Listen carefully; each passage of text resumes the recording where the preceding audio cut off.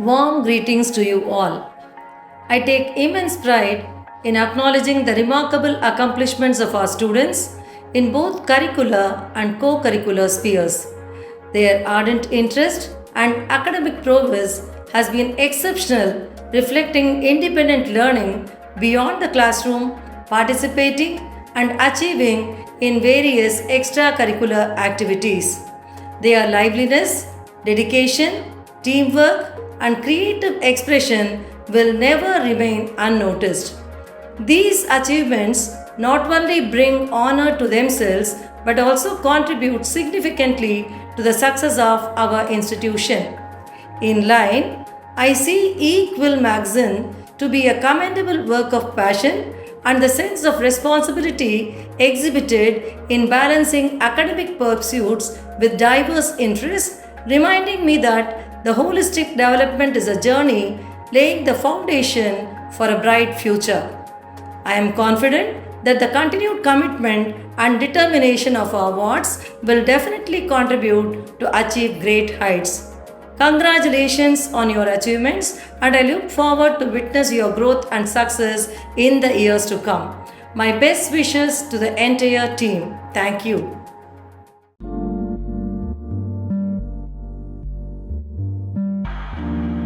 Greetings to all. We here at Guru Nanak College embrace changes and challenges that consistently make us climb the ladder of success. Our recent A++ accreditation and our commendable ranking is an evidence of the institution's steadfast progress. It's a moment of honor and pleasure to commemorate, felicitate, and endorse actions and achievement which makes us to be in par and at times even engender trend and confidence to our contemporaries. Following the same course of action and thought, our wards of BA English have come out with an innovation of their modernistic Quill e-magazine. I appreciate their efforts and encourage their innovatory venture of introducing novel and compelling student and faculty contribution to entertain the viewers of this Quill e-magazine. Thank you. It is my honor to behold the vibrancy of the fledglings channelizing their talent and energy to contribute, create, and recreate phenomenally. I witness that their participative and experiential learning is embracing emerging trends in education, making them stand above and achievements becoming a par for the course. The participation and success in various streams of scholarly and vocational activities testify and has ascertained that they are promising youngsters steering to progress and becoming a utilitarian member of the society. e-Quill is exclusively a magazine designed and developed by the efforts of our budding BA English wards, showcasing their excellence and innovation in every content of the publishing. e-Quill's grandeur is extending its barrier with the inclusion of innovation by my students. I feel delighted that this e-magazine is a betoken of their capabilities and caliber. Thank you.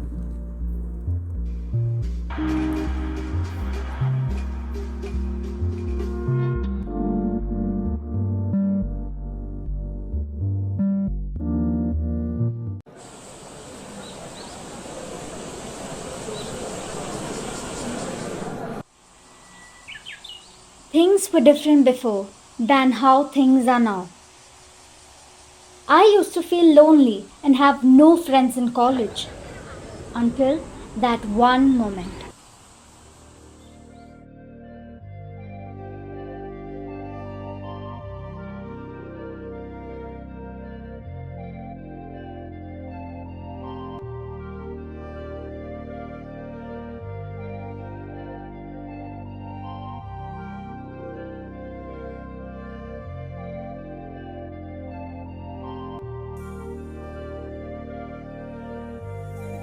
Hey, are you Ananya from BA English department? Yes, I have read your poems that got published on English department e-Quill magazine. I must say I'm a big fan of your words. I'm Tanya from Hi. Data Analysis department. Your poem on motherhood has really inspired me and make me understand and appreciate what my mom does for me. My relationship with my mom has grown up so much. Now I feel like I have a best friend at home who loves me more than anyone else in the world. That's so nice to hear. I'm someone who used to complain a lot about everything that happens to me and is around me, but now I feel really grateful for what I am and what I'm really gifted with. This is because I read your books that you reviewed and recommended on Quill magazine. Once again, thank you for that. You have no idea how much your words mean to me. Well, I will say the same thing too. By the way, is that ukulele? Oh, yes. Do you play? Yes, I play this and the guitar. Do you wanna join our music band? Ananya, Tanya. You're in a band? Yeah. I would love to join your band. It's really nice of you to ask me. I would love to have you in our band. You could be our guitarist and lyricist.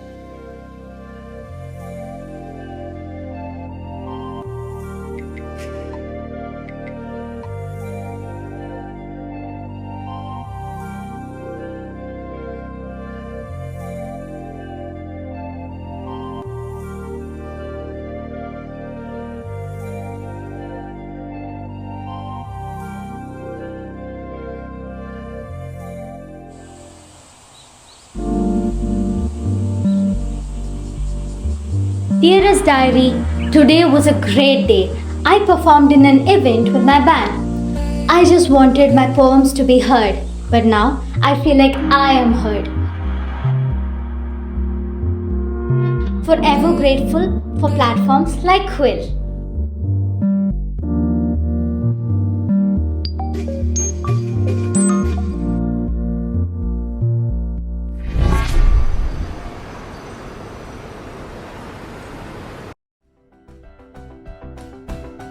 The cutting of the Gordian knot is an ancient Greek legend associated with Alexander the Great in Gordium Phrygia regarding a complex knot tied to an ox cart. Reputedly, whoever could untie it would be destined to rule all of Asia. In 333 BC, Alexander was challenged to untie the knot. Instead of untangling it laboriously as expected, he dramatically cut through it with his sword, thus exercising another form of mental genius.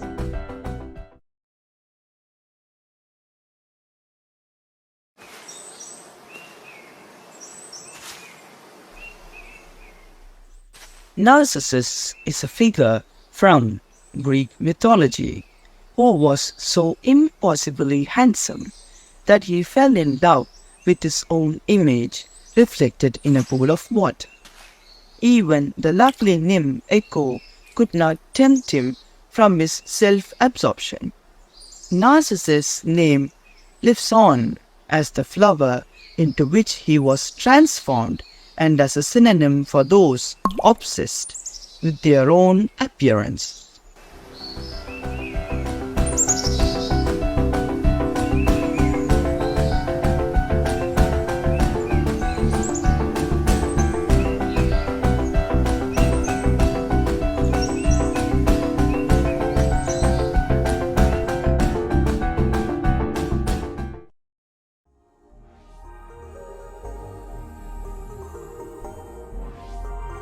In Greek mythology, Zeus ordered Hephaestus to create Pandora, first mortal woman, as punishment for humanity. Pandora was given a box containing all the world's evils. Despite warnings not to open it, her curiosity prevailed and the evils escaped, spreading across the world. Realizing her mistake, she closed the box, leaving only hope inside. The story of Pandora's box serves as a cautionary tale about the consequences of curiosity and disobedience, highlighting the enduring power of hope even amidst suffering and despair.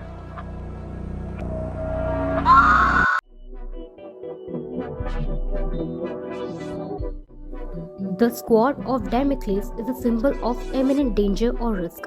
In the story, Damocles, a courtier, revealed the king's worth and power.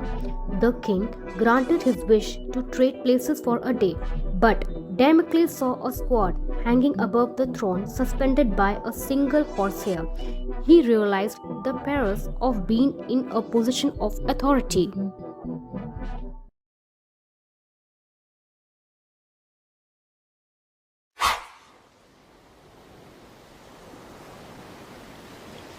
Achilles, a Greek hero, was invulnerable except for his heel. In the Trojan War, he was struck and killed by an arrow to his heel, the only weak spot leading to the origin of the phrase Achilles' heel to refer to someone's vulnerable point.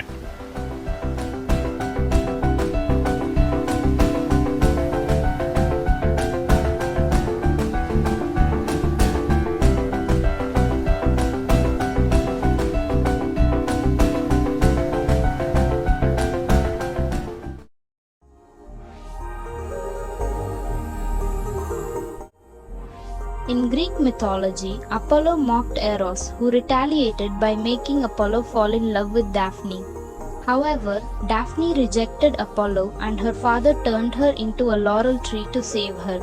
Apollo embraced the tree, making laurel leaves sacred to him. The story symbolizes unrequited love and the origin of the laurel wreath's significance in Greek culture.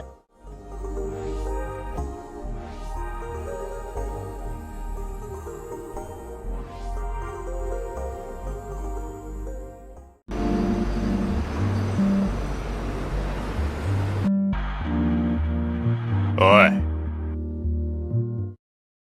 May I have your attention, please? This was supposed to be a vlog, but now it is not. We made the vlog into a comic strip, so now I present to you something you have never seen before. Wait for it. 3, 2, 1. A vlog comic. Yes.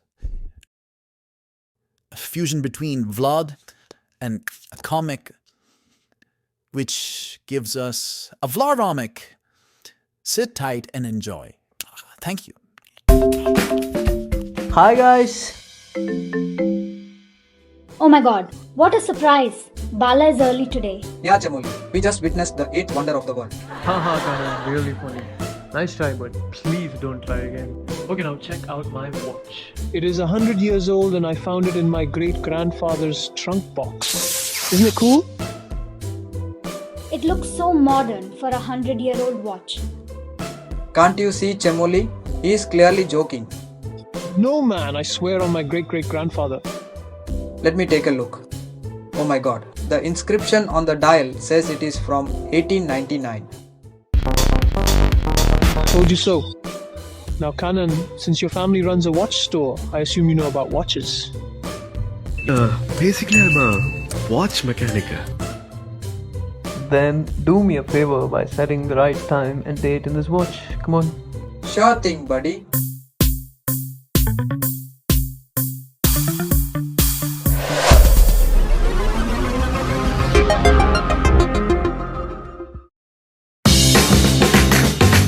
Guys, what has happened? What is going on? Hey, I've seen this place before in my school textbook. This is Old Madras, and that is our first lighthouse. So you're telling me this is the 1800s?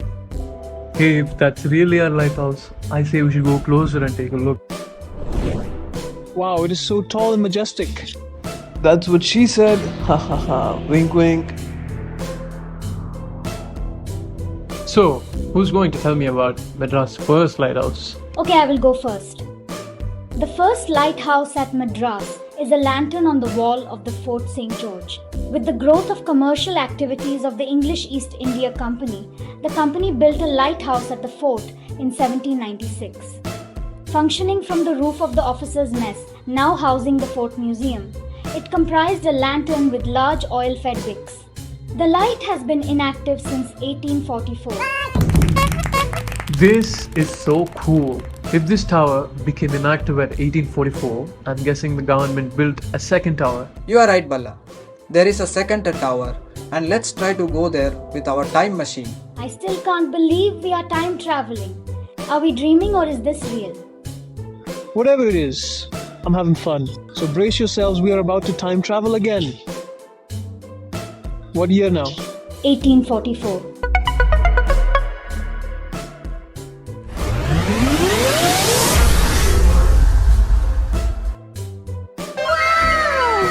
Wow, so that is the second lighthouse tower.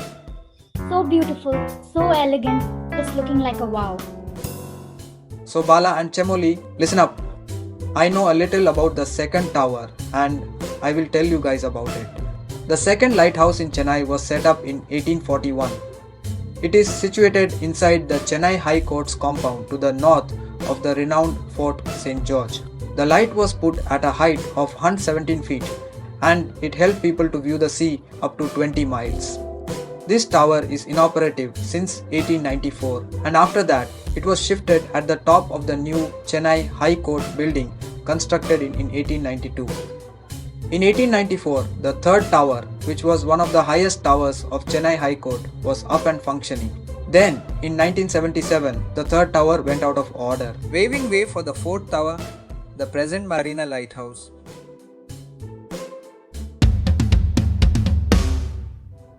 Hee, third lighthouse tower. Wait for us, we are coming.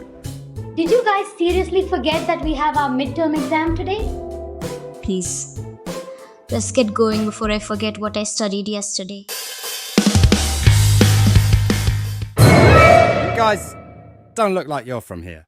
Where are you from? Aha, இது என்ன? Sorry sir, Spanish only, no English. Despacito.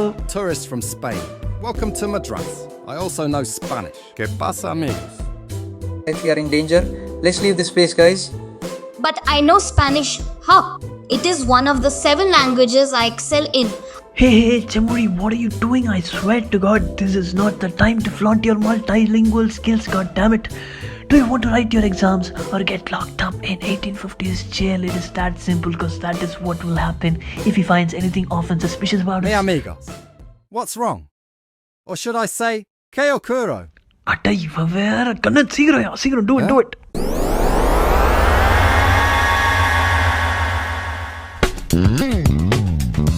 Wow, we are back to our classroom. Yeah, and look at the time. It is just 7:30 in the morning. My God, so we have only been gone for 5 minutes in real world time? I'm sure we were in the past for like 2 hours at least. What a world we live in, where such small devices hold great power, and this one tops it all.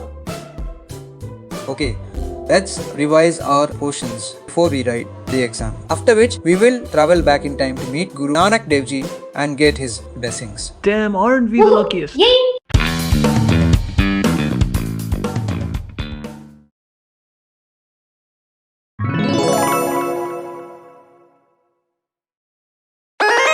Choose a character.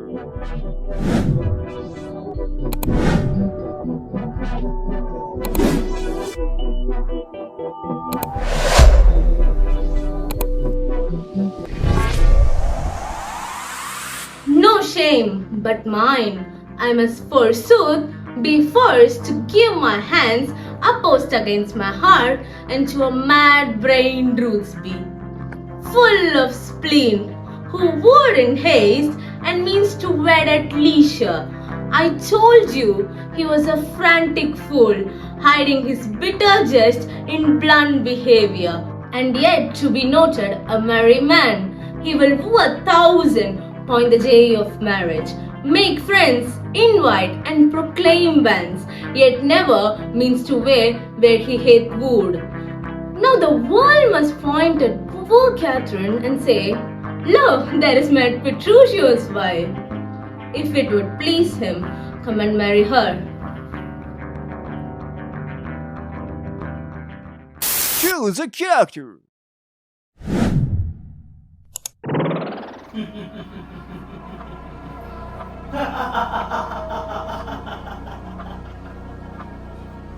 She should have died hereafter. There would have been a time for such a word. Tomorrow, and tomorrow, and tomorrow. Creeps in this steady pace from day to the last syllable of recorded time. And all our yesterdays have lighted fools to the way to dusty death. Out! Out, breathe candor. Life is but a walking shadow, a poor player that stunts and frets his heart upon the stage and then is heard no more. It is a tale told by an idiot, full of sound and fury, signifying nothing.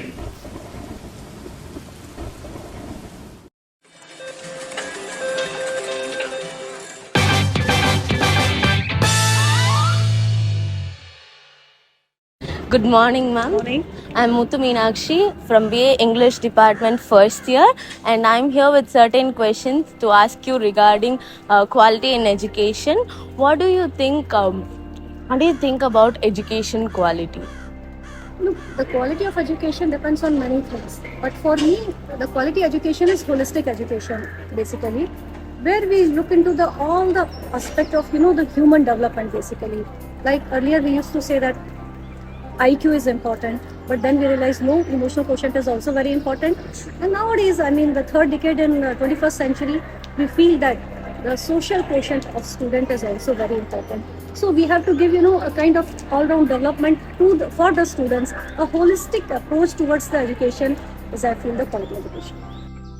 What do you think are the major stakeholder in today's educational system, and who do you think needs to be more satisfied? Is that the parents or the students of the institution now?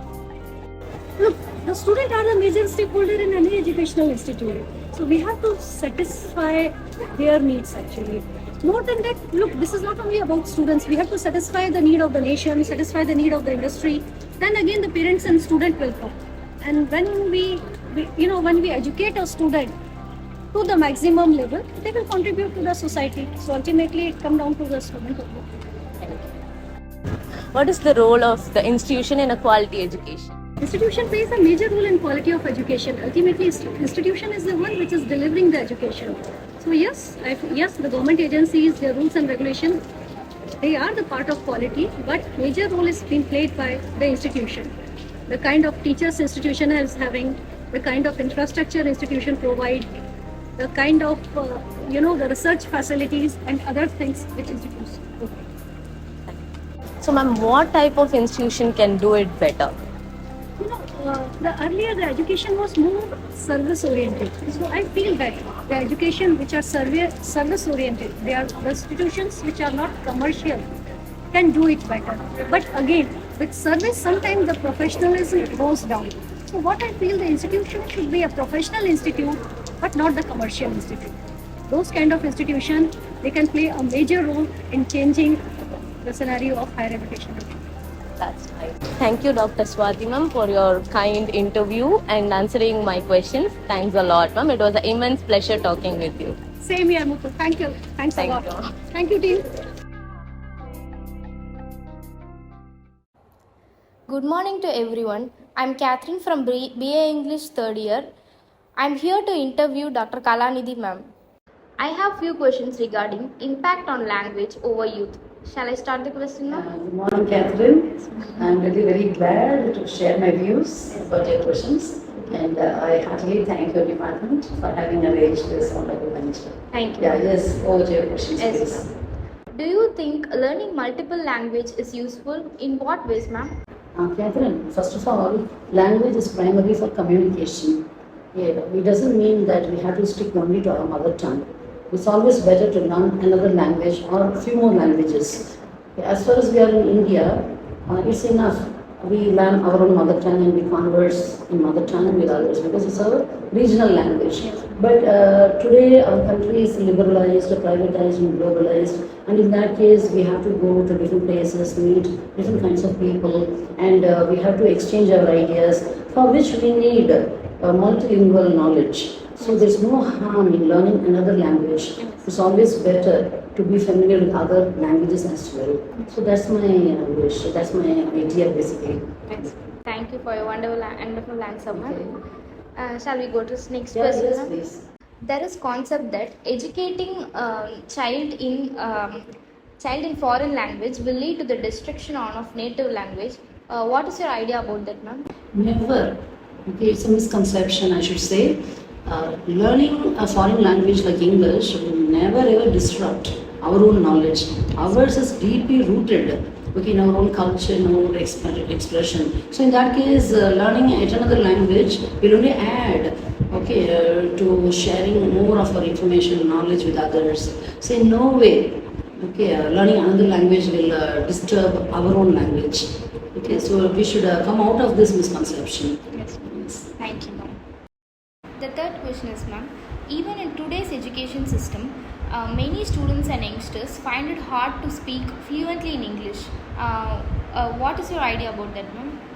See, we have to accept reality. The reality is that English is used only in English classes. Okay, and we resort to our mother tongue conversation on other occasions. So our students never practice. Okay, though they get lots of opportunities, they don't practice it regularly. So where there is a will, there is a way. Where there is a need, there should be a way for us. So there is a need in today's world that we should master ourselves in English communication.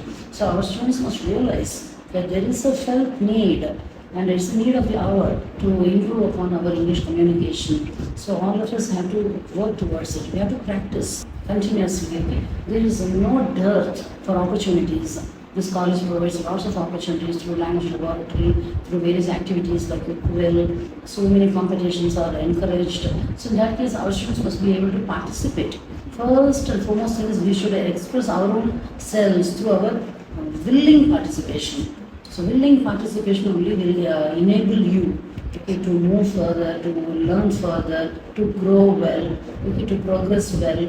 It's not only for a person individually, it is collectively for the sake of the institution and for the sake of the whole state, nation and world as well. So all of us, each one is a seed, it's a top seed, so we have to improve upon the quality of the seed. Okay, so it has to be promoted. Okay, so I always request our students to make use of the opportunity. Okay, there are lots of opportunities, make use of them. Okay, and you can sing, you can act in English, you can read in English. Okay, you can have debate in English. There are so many activities happening in the college. You participate in oratorical competition, jam sessions, the quiz. So wherever you have the chance to speak. Okay, so let's make use of the opportunity. So that is how we can improve upon the regular practice of speaking English. Thank you, ma'am. Thank you, Dr. Kalanidhi, ma'am, for your wonderful time. And we had a super session and an informative session, ma'am. Thank you so much. Thank you so much, Catherine. I was also waiting for an opportunity to share my views to a larger audience, and your field has given me this opportunity. Thank you all. Thank you so much. Thank you. Hi ma'am, good morning ma'am. Ma'am, I'm from Christina from BA English second year. So today I'm here to ask a few questions ma'am. This is Dr. Uma Devi, Assistant Professor from PG and Research Department of Commerce. I'm also Dean, Center for Incubation, Innovation, Entrepreneurship and Startup. It's nice to meet you and I'm very much there to answer your questions. Thank you ma'am. Ma'am, today we will talk about equality and entrepreneurship.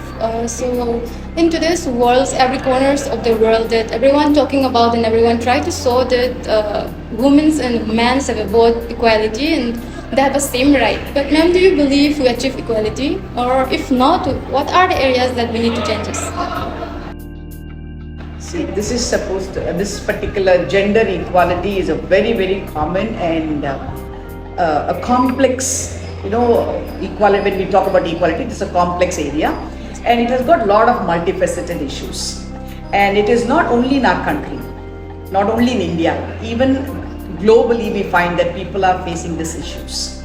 And how do we come across, how is that even though the Indian people are coming forward or the country is coming forward to make a progress in this equality, but still we find there are a lot of areas or a lot of challenges which are available in this particular gender equity. Now to begin with, if I say gender-based violence, now we do every walk of life, we find that this gender-based violence is happening. And if we try to remove or we try to highlight or we try to see to it that we prevent or give some kind of security or safety to this gender-based violence, and then that will be the area as a challenge which we can think of going into a gender equity. The second thing we go is the empowerment of women and education. Though we say that we are all been taking up education, but still in most of the rural areas we find that the women are still into not getting the equal right of getting themselves educated. I think that's another challenging area where we can see that the gender equity can be focused on. Apart from this, I also would like to highlight on the political representation. The women, as it is when we say gender equity, the women in the political arena, or we say that their decision is being underrepresented. We don't find that whatever they have thought, their views are being taken into consideration. If we take that also being highlighted on, I think there also we make impact on bringing up a changes in the gender equity. So these are few. Apart from that, there are a few things which we call as gender stereotypes. and the cultural norms. Now here again we say men are more stronger, women are not so. So these stereotyped areas where we will see that if we try to remove these kind of thoughts, I think that also will really make us to take as a challenge and remove the gender equity, what we call it as. And of course the health, taking care of individuals, all these will really depend on gender equity sensitizations. And as of now we find, though we are progressing developing countries, we need to bring in, or we have to look into these areas, the challenges, and we would like to in future, we see to it that we will have a better gender equality being there. Thank you. I'm really curious about the answers of these questions one. So men and women have a different opinions. So as a woman, as opposite of men, so whenever there is a topic about equality, people always talk about women only and their rights. But what about men? What do you consider their rights in it? Right. So you have got a right question and a very good discussion on. See, though it's like why we have this particular gender inequalities coming up. Historically, if we have to look into, there has been always the women rights which are not being duly given to the women. So it is something which, as I said earlier, it is an ongoing gender inequality which has been happening, and it's kind of a stereotyped one. So men, what they can do is, or men can come forward to see to it that they play a very crucial role in uplifting or promoting the women equality. Now the challenges is when I said the stereotype, these men can contribute the gender equality. They can find that wherever they had this traditional move of only men has to be taken up with the high positions, or men has to do stronger jobs and all that, these things can be removed. The men can say no, the societal expectations are such, the woman can also come forward, she can also take up the society into a better way. So that's one thing which they can do. Another thing they can come across is men as a gender, they can influence and advocate the gender equality by them. So see to it that they are promoting the women's right, they can help drive the positive changes which can be brought in and foster equitable to the society. Apart from that, they can also be promoting shared responsibilities. Why only women share everything? Why only women take care of things? Why not men? Right? So men can very well recognize, promote them, look into, or they say appreciate the work which they are doing it, not only in their home, but even in their work allies, wherever they are there in. Even there the gender equity can be brought in. So as a man, when he is addressing men's issue, why only men's issue? Why not to take up issues which can affect the women? The man, he comes forward to say that these are the difficulties which the woman is facing and I can support her. Or the men come forward to supporting the women.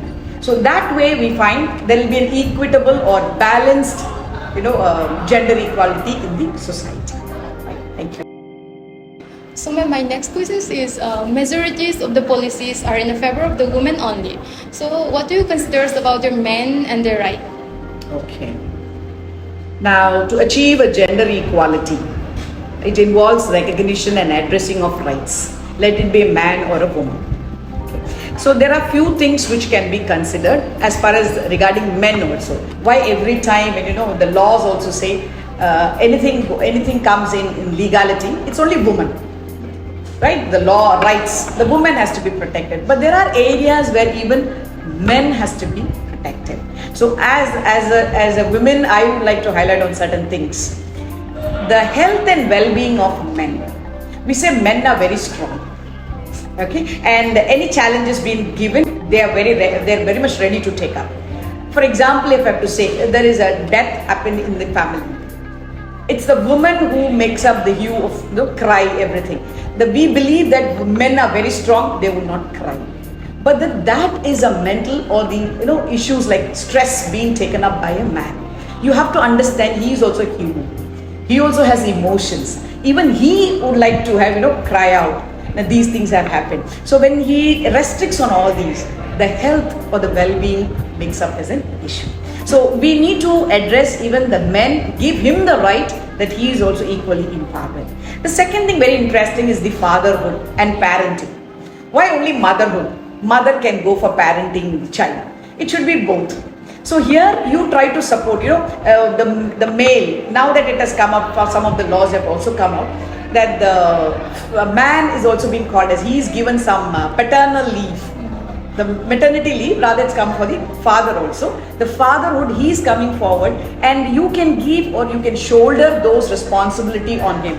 Give him the responsibility, give him the flexible work which can be working together. So that's another way where the child can be taken and you can have a balanced family. So fatherhood and parenting, men can also make a very good role in this. Apart from that, even education and employment. There are always a disparity stating that the education is predominantly for the men. But then now we find in some of the regions, some of the areas, there are few jobs which only man takes up and saying that it is only meant for them. Now that you can say it is a challenge, it's a specific challenge, and the attainment of these dropouts, especially for the men, because they have to take up their home, because they say they are the breadwinner, they will be the one who will take care of the family. Why? Give them, so what happens is they have a dropouts from the higher education because they have to take up the family situations. So give them some space, allow them also to learn, especially this is with the rural part. So give them some space, ask them to also be a part of it, let them learn, let them also go for higher education and take over their employment in a proper way or education in a proper way. So I think these could be few. Of course, violence, cultural heritage, which are already a stereotyped one, men are meant for. I think all these things can be removed. Give them a chance of proving themselves in some of the areas. And law, of course, will be more focused on the women, but rather I say it should also be given chance for the men, whereby we can have a balanced equality between men and women. Thank you. Thank you so much, ma'am, for giving your time and your valuable thoughts. Thank you so much. So nice, Christina. Thank you so much. It was a great experience for me also, having such questions being posted, and it was my pleasure to have given you the inputs. Thank you so much. Ma'am.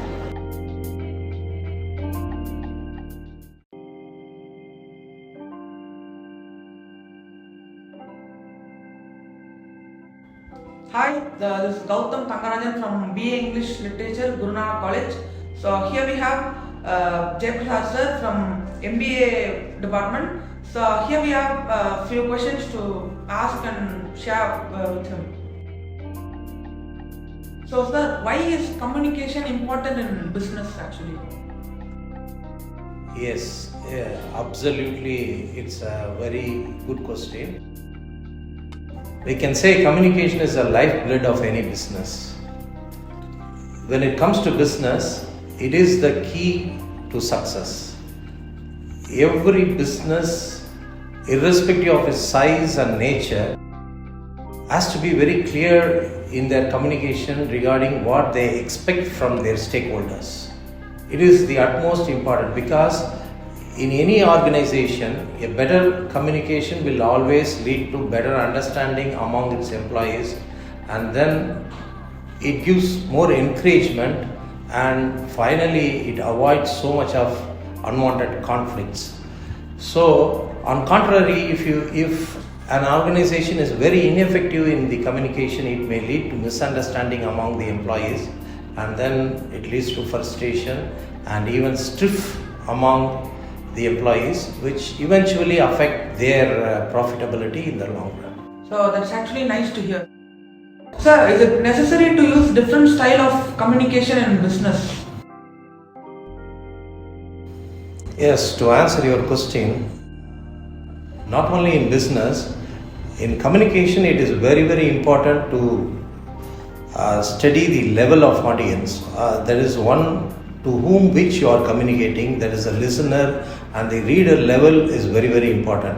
And business is not an exception, because we should always use simple language that can be easily understood by all levels of customers, because customers are different. You write a content and you have a chain of stores.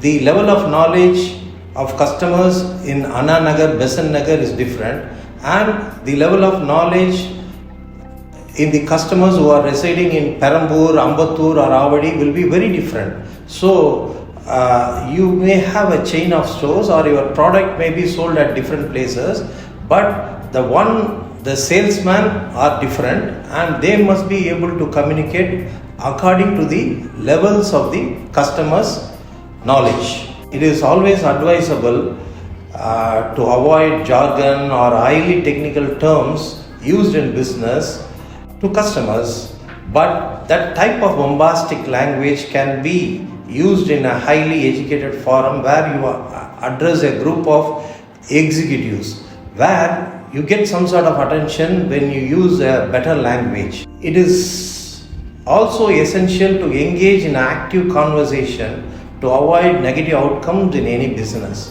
And this is possible when you try to understand customers' perspective and responding to it very carefully. So, sir, what happens when communication breaks down in a business organization? Actually, disaster. It leads to many numerous problems, and one leading to the other.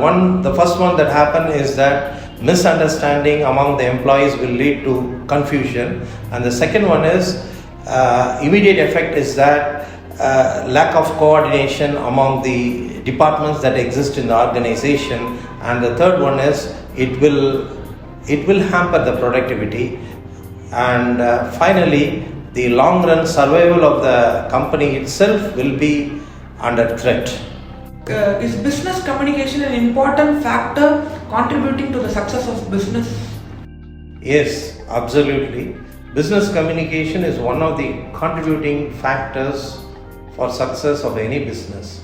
For instance, a product has been designed with so much of creativity. The engineers worked very hard to make it function very efficiently.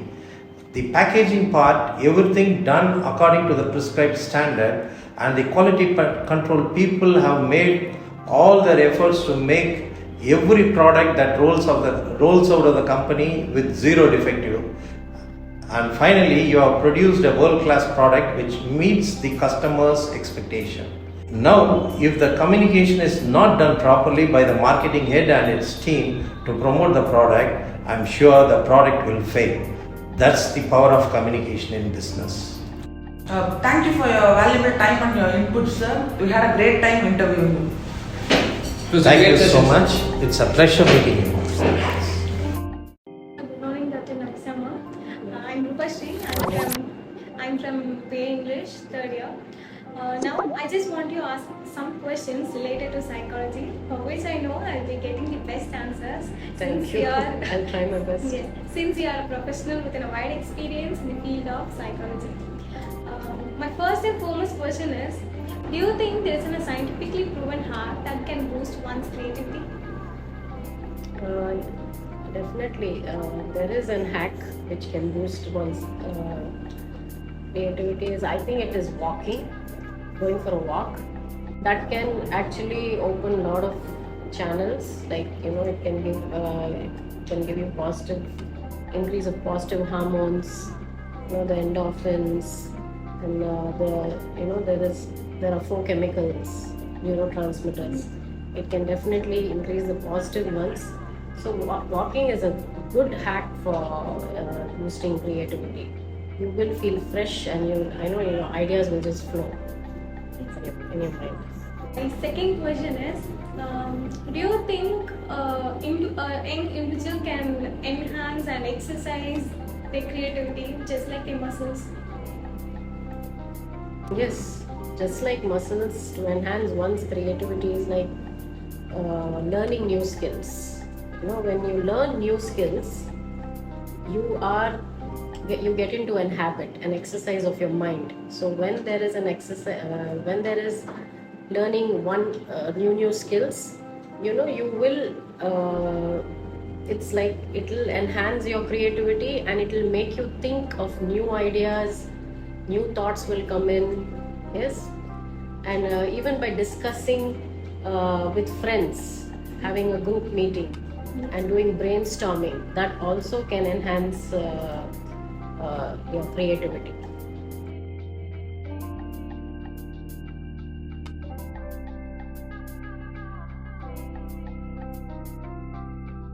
my third question was, every teacher wants his students to be creative, but find it hard to instill the creativity. Now, how do you advise a professor to go about inspiring students to be creative? I think the professor should follow certain style of communication, empathy, building and listening skills. So if there's good communication, good listening skills, and definitely empathy from the teacher to the student, then that can be one of the important aspects of increasing and boosting creativity in a child, in a student. My last question was, what do you think today's students are aiming at? Are they aiming at for mainstream jobs rather than becoming an artist and creator? I think today most students and this generation is aiming for creative jobs. Like they want to gain expertise in music or in a physical trainer, going to cricket or football. They want to get into more creative jobs like be an artist, a painter, or be a great chef than going into professional jobs. And these things, this change has happened after COVID. So there's a widespread opportunities in a lot of fields, creative fields today. Definitely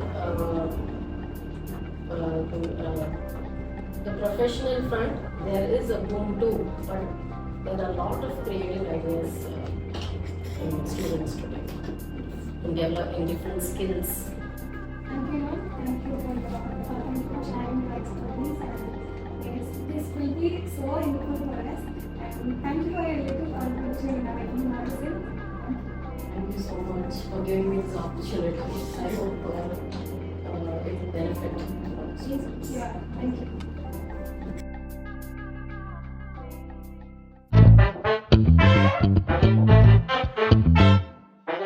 Welcome to our PowerPoint presentation. Now we are going to see about onomatopoeia. Let's see what is onomatopoeia. The fact of words containing sounds similar to the noises they describe. For example, is or that.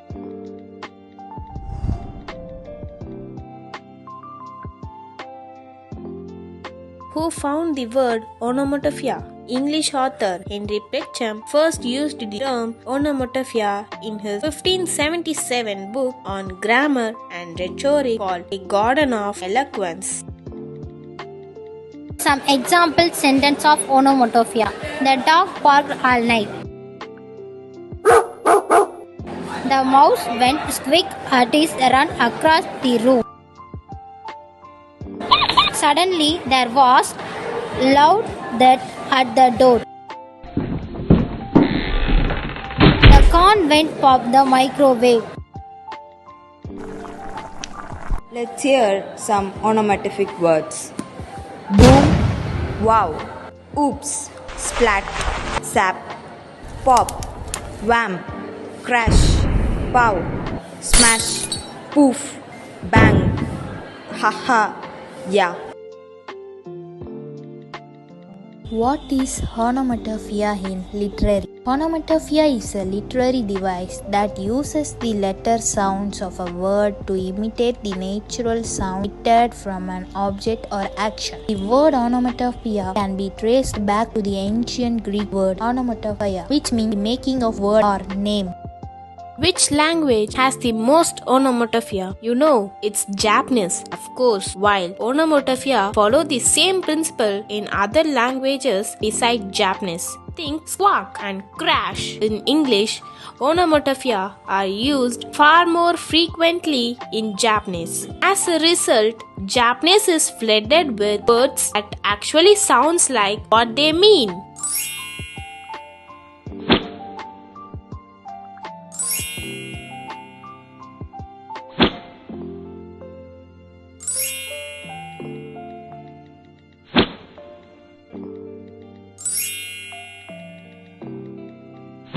That's bring me to the end of our presentation. Thank you for listening.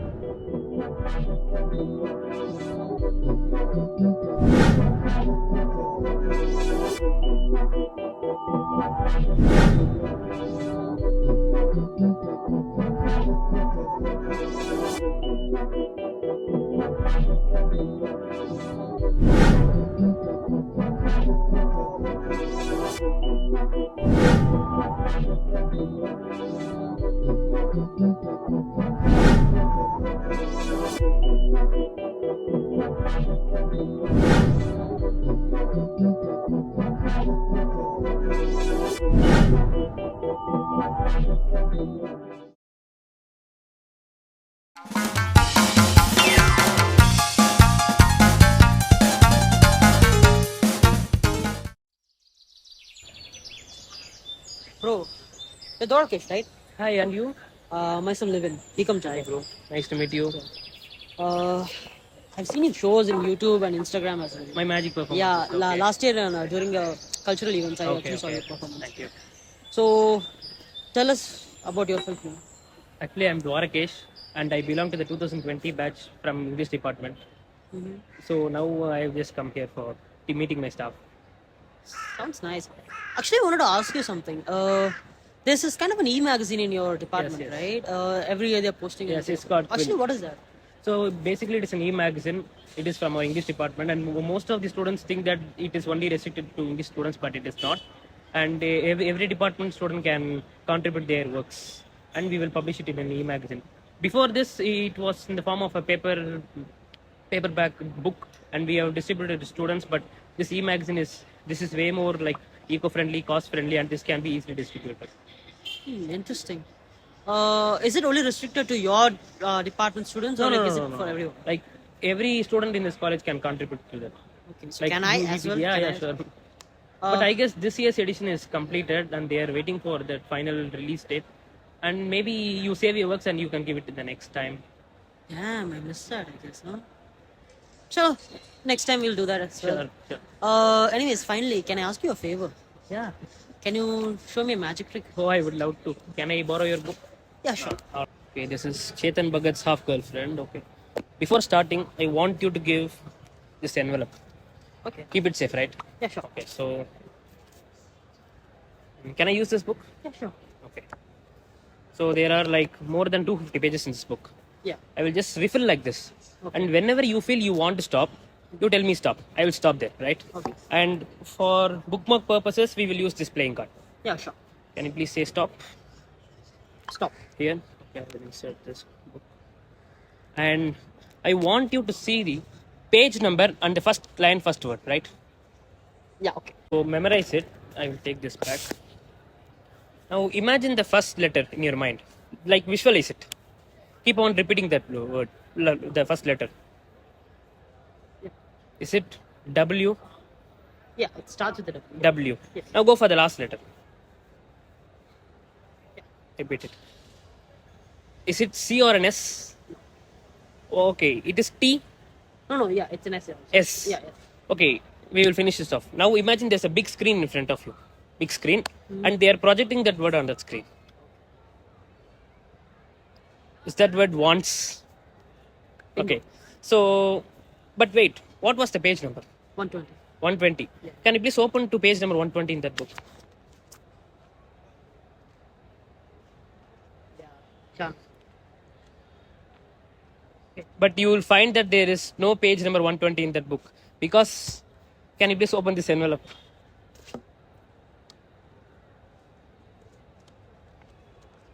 This was the envelope that I gave you in the beginning. No one has touched it, right? Oh, huh. So it is not like any other page, but it is actually the exact same page. Okay. That's it. Thank you, bro. Have a great day.